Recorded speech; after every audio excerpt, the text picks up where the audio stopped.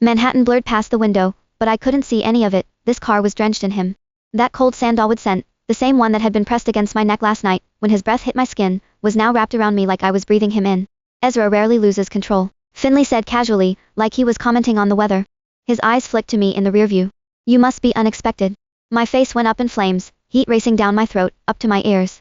I clutched my bag tighter. It was the champagne. A mistake. He didn't respond. Just hummed. That little sound said more than words, like he knew mistakes don't leave marks like the ones blooming on my neck. My phone buzzed. Irving. Hey babe, sorry I missed your calls. Passed out early last night. Passed out early. My stomach dropped. Since when does he pass out at 11:45? The guy's a night owl. He's up till 2 a.m. minimum. A cold shiver crawled up my spine.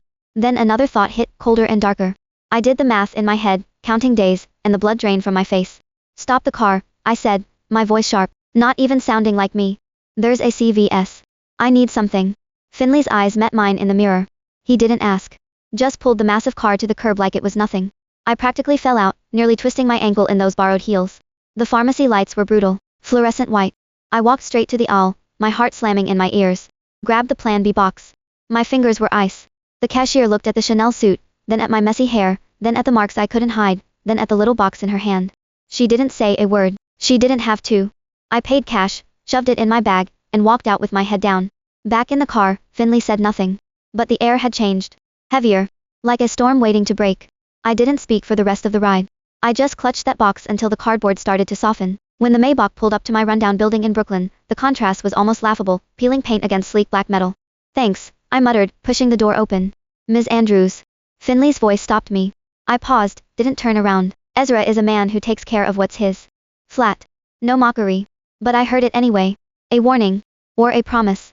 I slammed the door and ran up the steps, hands shaking so bad I dropped my keys twice. Got inside. Deadbolt. Chain. Slid down the door until I hit the floor. Quiet. Safe. I pulled the box from my bag. Hands trembling.